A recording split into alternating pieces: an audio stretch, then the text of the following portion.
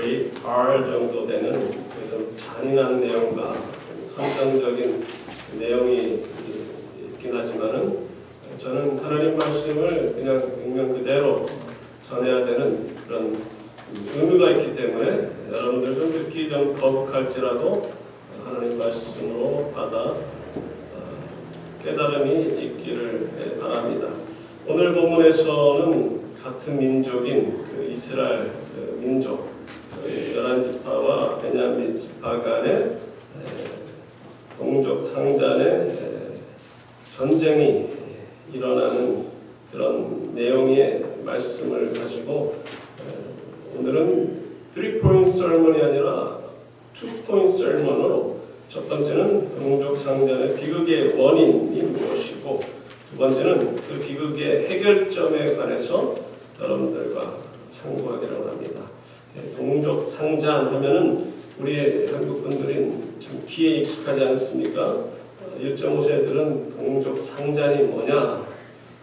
저도 잘 모릅니다. 그러나 6.25를 저는 처음에 동족 상전의 비극, 이거 맞나 확인하니까 상전이 아니라 상잔. 이 한국의 6.25가 참 동족 상잔의 비극이라는 걸 우리가 잘 알고 있는데요. 그 단어를 왜 여기다 갖다 붙이는가? 너무 비슷해요. 우리 한국의 과거의 역사와 지금의 역사와 또 앞으로의 될 일이 아마 이 말씀에서도 우리가 발견할 수 있지 않을까. 지난주 부활절인데 오늘은 또 부활의 기쁨을 가지고 말씀을 전해야 되는데 왜 이 말씀을 전하나? 격주로 우리가 구약, 신약을 번갈아가면서 선포하기 때문에 상고하기 때문에 다음 주에는 이제 부활에 관해서 계속 말씀을 나누지만 오늘은 구약에 있는 말씀을 하나 정하면서 우리 한국이 그만큼 지금 어려움이 있고 언제 어느 시에 또 전쟁이 발발할 수 있는 위태로운 상황에 어떻게 하면 이런 동족 상전의 비극을 해결할 수 있을까? 사전에 방지할 수 있을까라는 차원에서 본문을 가지고 여러분들과 말씀을 나누기를 원합니다. 이 전쟁이라는 것은 참으로 어이없는 그런 이유 때문에 벌어지는 경우가 많습니다. 오늘 본문에서 이런 같은 민족끼리 전쟁이 일어나는 그 원인이 너무 한심해요.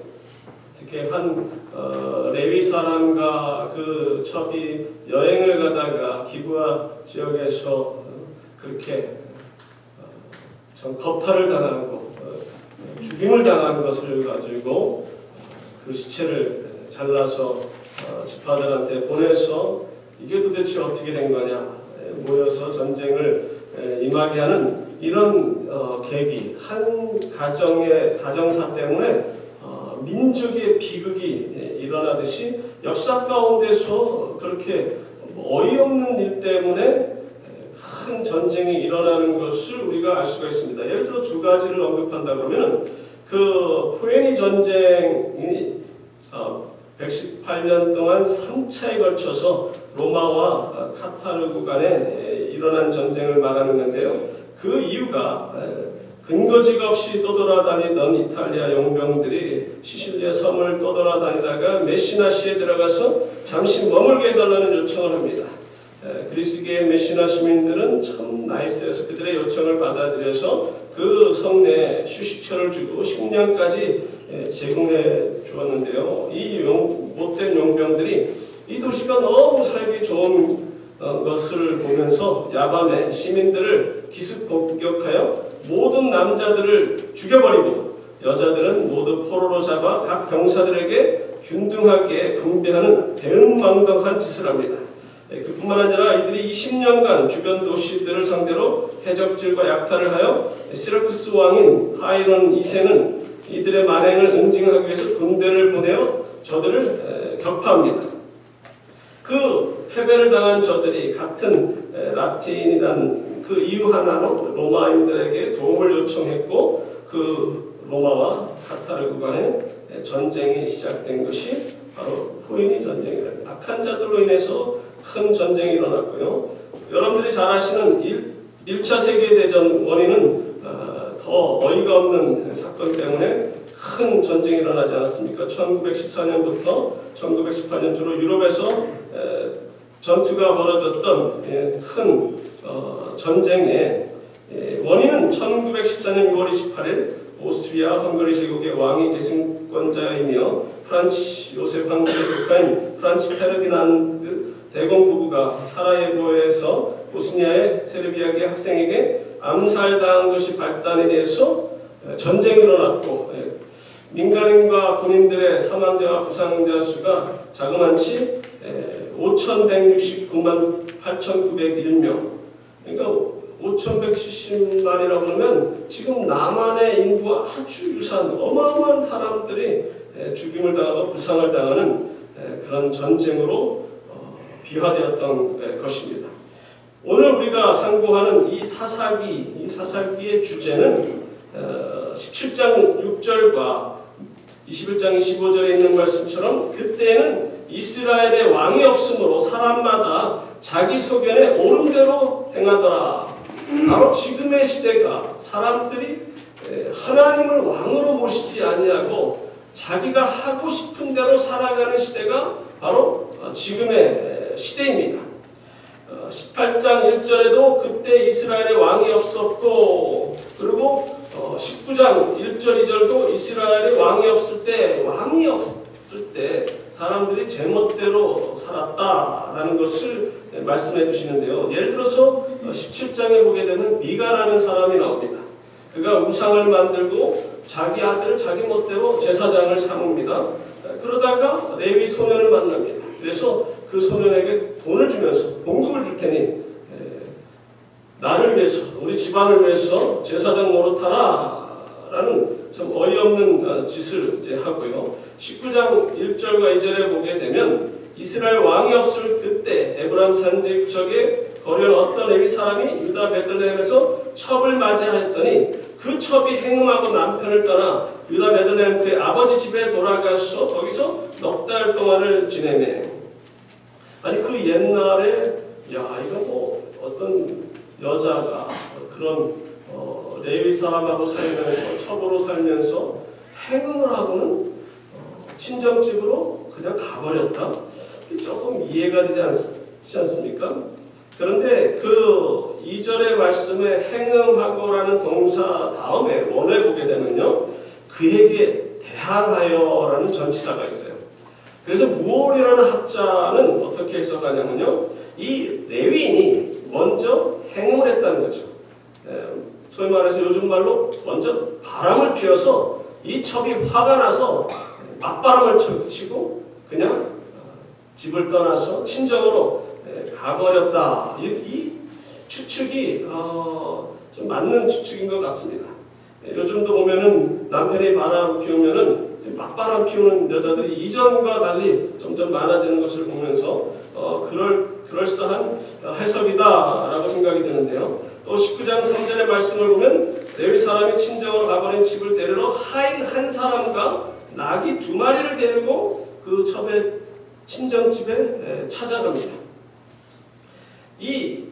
그 첩을 데리러 가는데 하인을 한 명 데려간다. 아마도 하인이 여러 명인데 그 중에 하나를 데려가고요. 나귀도 여러 마리인데 2마리를 데리고 간다.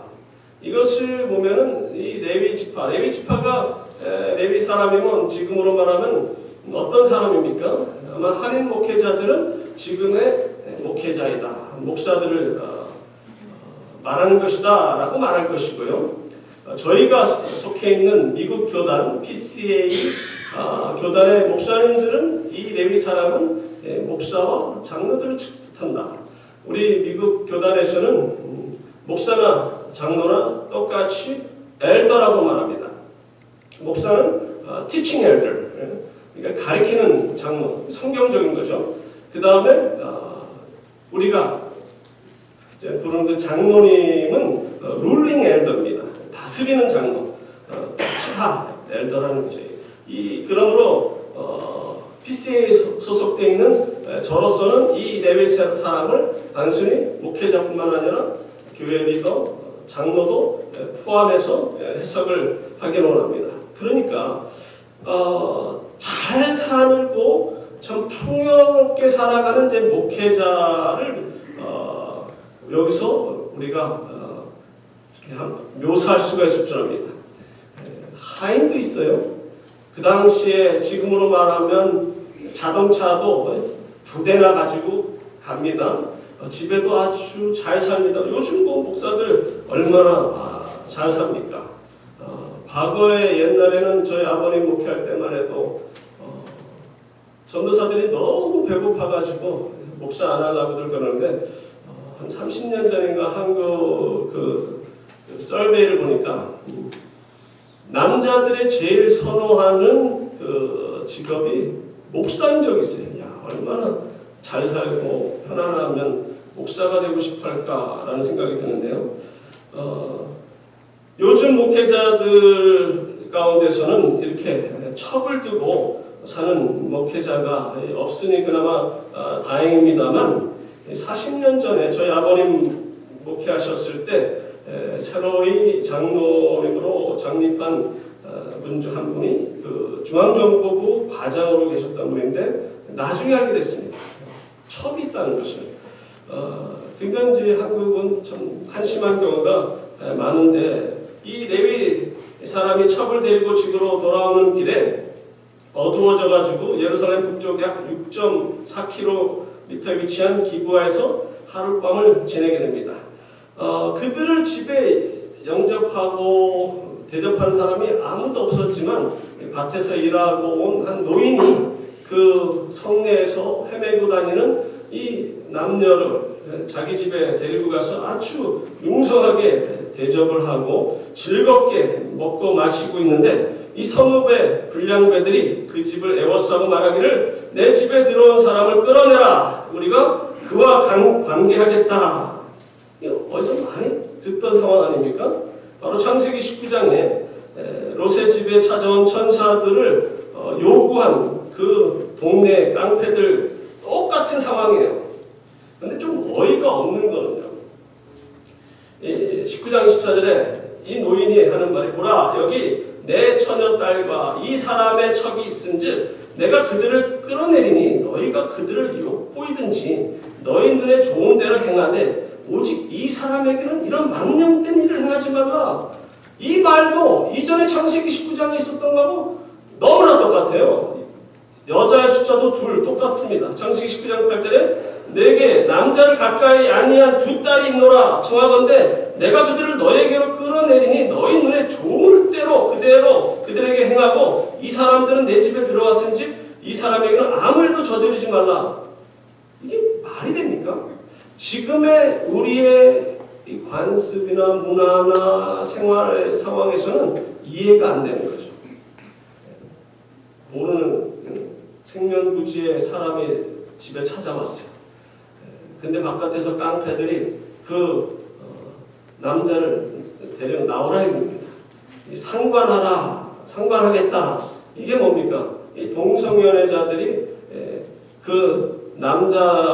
남자들이 겁탈하겠다는 그런 상황에서 그러지 마. 우리 집 안 간 2 딸이 있으니까 이 2 딸이 니들 뭐 하고 싶은 대로 마음대로 하고 이 성님한테는 절대 건드리지 마.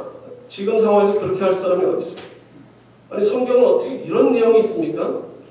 이것이 바로 문화가 그만큼 달라졌다는 겁니다. 여기서 우리가 느낄 수 있는 것은 여자분들은 감사하셔야 돼요. 얼굴 별로 환하지가 않네. 너무나 어이가 없어. 그런 일. 지금 이 시대에 여러분들이 살고 있다는 걸 감사하십시오. 과거에는요, 여자분들이 그렇게 물건 취급을 받았다는 거예요. 자기 딸을 손님들 대신해서 깡패들한테 내어준다? 말도 안 되는 일들이 벌어진다. 그런데 이런 어처구니 없는 이 관점에서 다른 퍼스펙티브로 보면은 우리가 지금 좀 배워야 될 게 있다는 거예요. 아니 그런 상황에서 우리가 배울 게 뭐가 있어요? 손님 대접, 나그네 대접을 그렇게 잘했다는 겁니다. 특히 같은 크리스천들이 여행을 하면서 돈이나 여러 가지 예비 된 그런 것이 없이 그냥 가도 곳곳마다 크리스천들이 그들을 책임져 줬어요. 그 당시에는 여관도 없었고 호텔 없는 건 당연한 거고 그들을 잘 대접했다는 거예요. 지나가는 나그네를 잘 대접하면 하나님 앞에 하나님께 축복을 받는다는 것을 알기 때문에 그렇게 대접을 잘했어요. 근데 요즘 뭐 나그네들을 대접합니까? 식당에서는 구걸하는 사람들 들어오지 말라고 그러죠.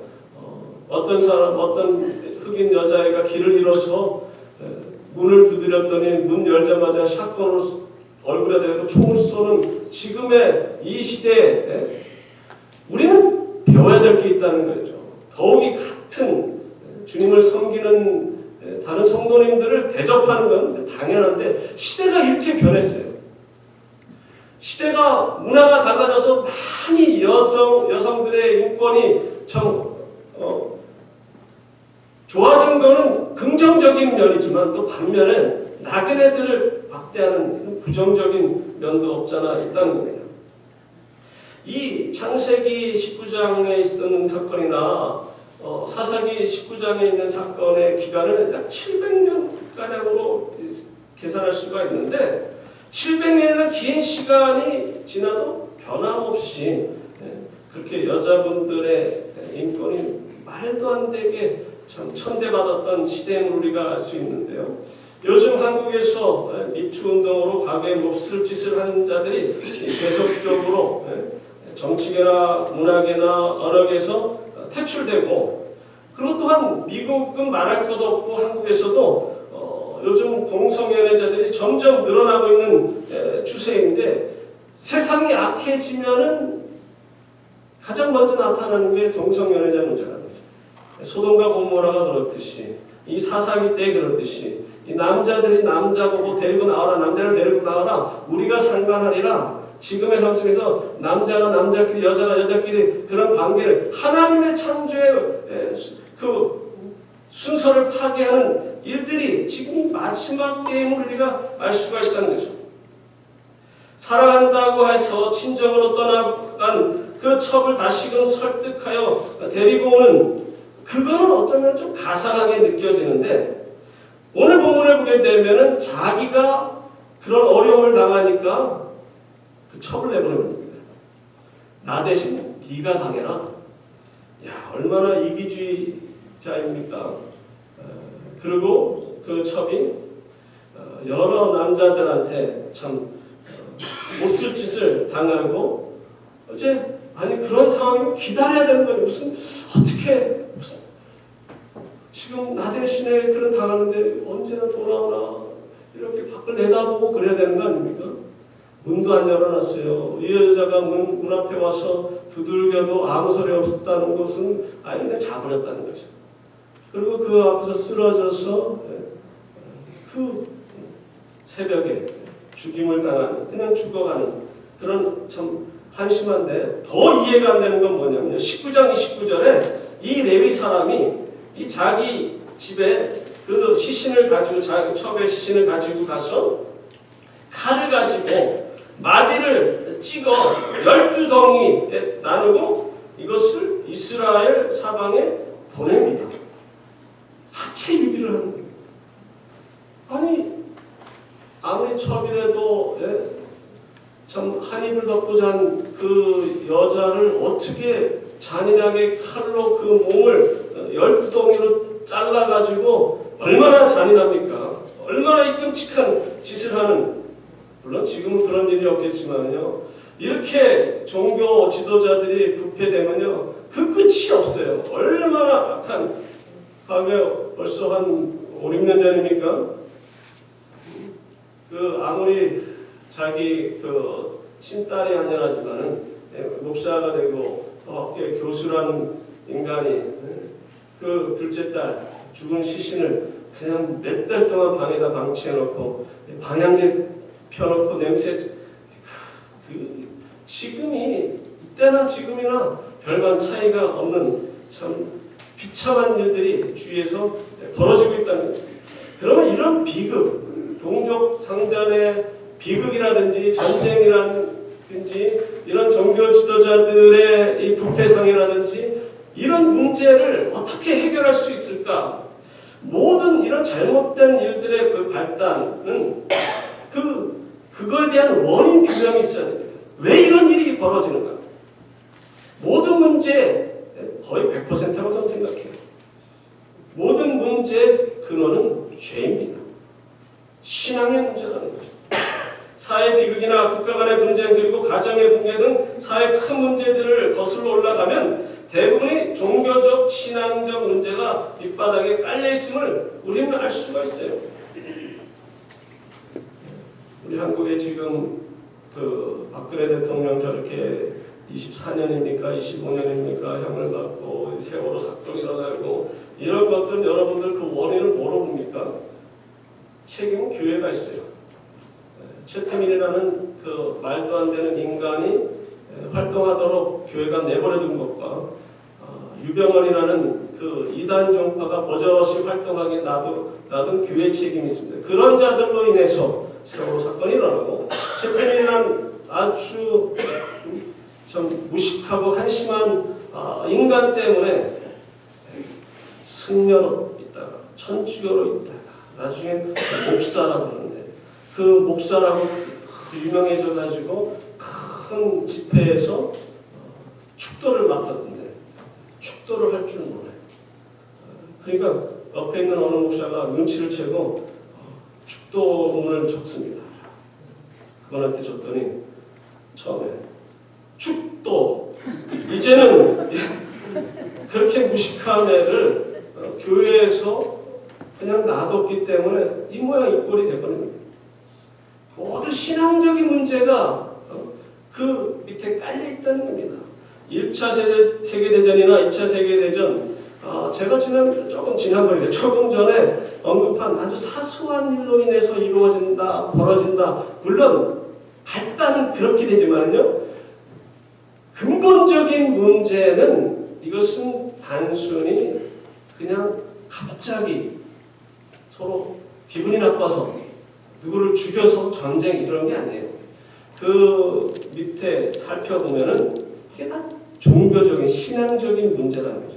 1차 세계대전이나 2차 세계대전이나 여러 가지 이 모든 그 지구상에 벌어지는 그 악행들을 거슬러 올라가서 아주 중요한 요인 중에 하나가 뭐냐면요. 찰스 다윈의 진화론입니다. 아니 여기서 왜 갑자기 찰스 다윈의 진화론이 나오는가? 거기서 주장하는 자연 도태설이라는 것이 강한 자만이 살아남는다는 생존 경쟁, 환경에 적응하는 것들이 살아남는 적자 생존, 그리고 필요한 수보다 많은 자손을 만들고 이 개체 간에서 변이가 있는데 개체 변이를 일으킨 생물들은 생존 경쟁이나 적자 생존을 통하여 자연 선택이 일어나며 이를 통해서 진화가 일어난다. 이것이 사람에게도 적용을 하는 거예요. 그래서 힘이 강한 자들은 약한 자들을 물리치고 없앨 수가 있다는 거죠. 저들이 약해서 침략을 당하고 멸망을 당한다는 것은 저들은 적자 생존에서 벗어나지 못하는 미개한 민족이기 때문에 저들은 없어져도 당연하다. 그래서 19세기 이후에 강대국들이 이 찰스 다윈의 그 진화론 이후에 그 강대국들이 약소 국가들을 침공해서 식민지로 만드는데 아주 그냥 서로 릴레이 경기한 레이스를 하는 것처럼 그저 약한 나라들을 침공합니다. 그래서 우수한 민족이 약한 민족들을 점령하는 것을 정당화시킵니다. 그래서 이 진화론은 사회 질환으로 발전하여 나치즘, 인종차별, 그리고 수많은 사람들을 죽이는 인종 대학살을 야기시켰다는 거죠. 그리고 우생학이라는 것이 발전되었는데 우수한 유전자들을 늘리고 열성한 유전자들을 없애버리는 이 우생학은 참 재미나게도 찰스 다윈의 배다른 사촌 동생인 프란시스 갤틴이 발전시킨 학문입니다. 한 집안이 다 말아먹고 있어요.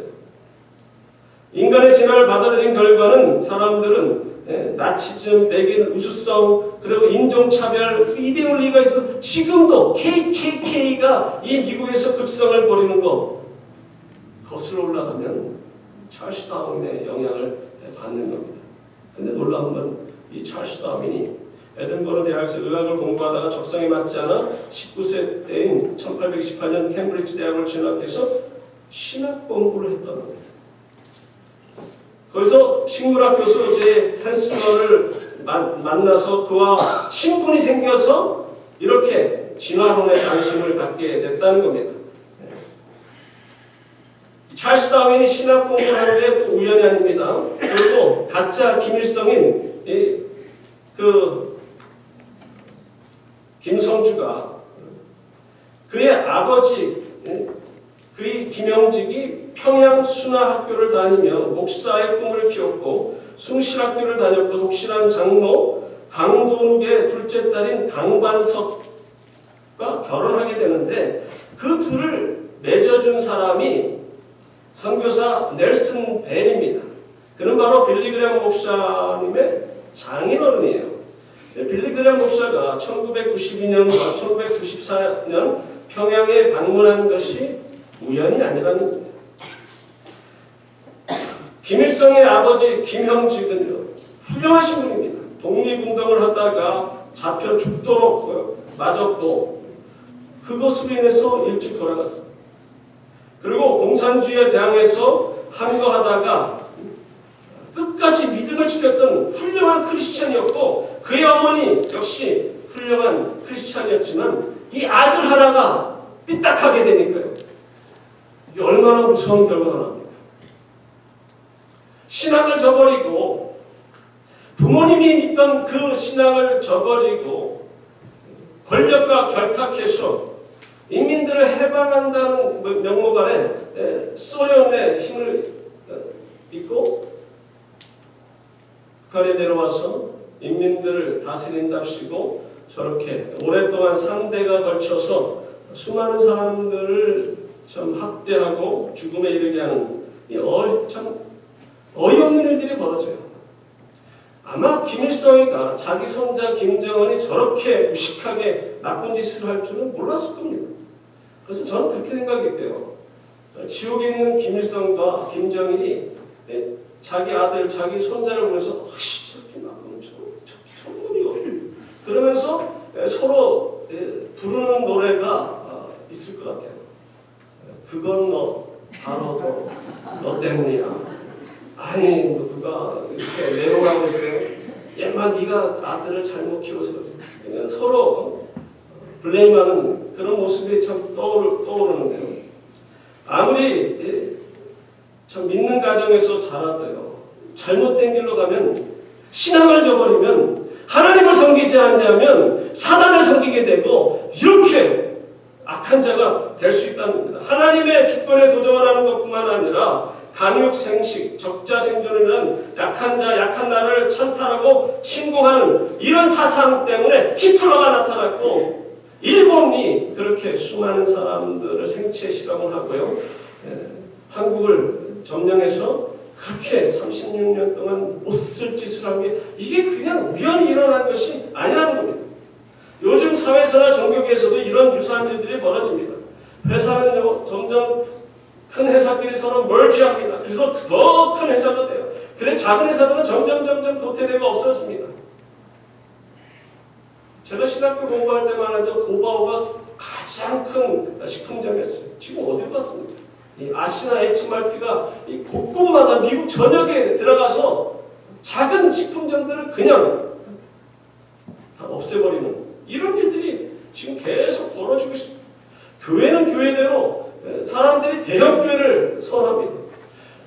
얼마 전 며칠 전에 대화 속에서 장모님이나 다른 분들이 이렇게 이야기하신 말씀을 들었는데요. 이전에는 몇백만만 돼도 다른 지교회를 자꾸 세우는데 요즘 지교회 세우는 교회 봤습니까? 그냥 자기 배만 채우는 거예요. 500명, 700명, 어이구 2000명 막 그래요. 그러니까 점점 작은 교회들은 버티지 못하고 문을 닫게 되는 이 하나의 잘못된 찰스 다윈의 그 이론이 이 160년간 수많은 생명을 앗아갔고요. 아직도 잘못된 생각 속에서 힘 있는 자들이 약한 자들을 억압하고 하나님의 주권에 정면 도전하고 있는 이런 일이 벌어진다는 거죠.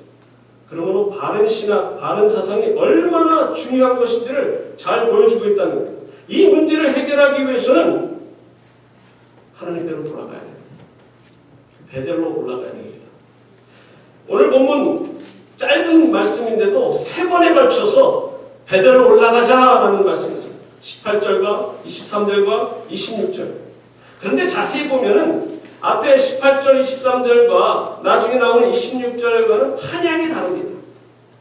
앞에 18절과 23절은 전쟁으로 인해서 동족 상잔의 비극으로 인해서 수많은 사람들이 죽임을 당하니까 슬퍼서 울면서 하나님께로 올라간다. 기브아 사람을 포함한 기브아 사람 700명을 포함해서요. 베냐민 지파는 26,700명인데 다른 지파 40만 명과 전쟁을 벌인다? 게임이 안 되는 게임이어야 되잖아요. 전쟁해야 되잖아요. 근데 역으로 이 11지파가 2번이나 패합니다. 한 번은 22,000명이 죽임을 당하고 그 다음에는 18,000명 합해서 40만 명의 10분의 1이 죽음을 당합니다. 죽임을 당할 때마다 하나님께로 올라가면서 하나님의 전에 올라가서 슬피 울면 어떻게 하면 좋습니까?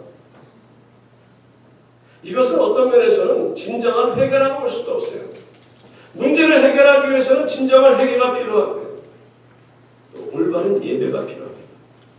저들은 슬픔에 당해서 어떻게 하면 좋습니까? 슬프면서 하나님을 찾는 것은 세상 사람들도 다 어려움 당하면 자기네들이 믿는 신을 찾는 것처럼 인지상정이에요. 하나님께서는 그걸 원치 않습니다. 하나님께서는 진정한 회개, 수비라는 테슈바라는 것은 하나님께 돌아오는 겁니다. 베델로 올라가자라는 것은 하나님의 하나님 계신 곳에 나가자는 겁니다. 하나님께서는 불꽃 같은 눈으로 우리를 바라보십니다. 우리의 모든 죄를 다 아시는 분입니다. 하나님께서 여러분들이 회개할 때 너가 그런 짓을 했었구나. 나 몰랐네. 그래. 그럼 그렇게 회개해서 고맙다. 잘했다. 이게 아니라는 거죠. 모든 것을 다 아시는 거예요. 그러므로 우리가 회개하기를 하나님께서는 기다리십니다. 이런 그 광경을 이렇게 장면을 연상하면서 제가 경험한 것을 이렇게 이렇게 빗대서 이렇게 비교를 한다 그러면요. 차를 운전하다 보면 참 재미난 일들이 많아요. 미국 분들도 특히 아침에 출근길에 보면 여자분들이 운전하면서 이렇게 집에서 조금 한 5분, 10분 일찍 일어나서 좀 하지 잠깐 시그널에 서 있는 동안에 참 화장을 참 실력들도 좋아요. 어떤 사람은 가면서도 해요. 막 움직이면서도. 근데 시카고에서 한 분은 그 뒤에서 그 모습이 너무 웃겼어요. 참 저 사람들 화장도 참 잘한다.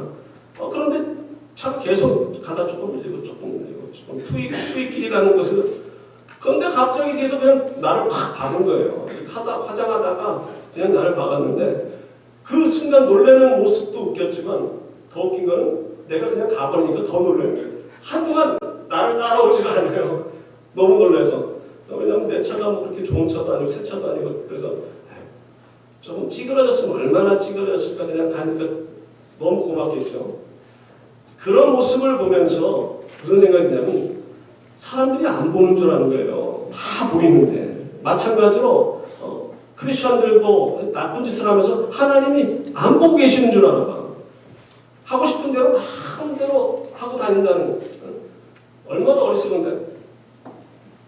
문제를 해결하기 위해서는 단순히 슬퍼하며 눈물 흘리는 것에 그치는 것이 아닙니다. 진정한 회개가 필요하고요. 26절에 있는 말씀처럼 이에 온 이스라엘 자손 모든 백성이 올라가 베델에 이르러 울며 거기서 여호와 앞에 앉아서 그날이 저물도록 금식하고 번제와 화목제를 여호와 앞에 드리고 이제 비로소 하나님께 올바른 예배를 드리는 겁니다. 금식하고 번제를 또 화목제를 여호와 앞에 드렸다는 거죠. 그 전에 2번에 있어서는요.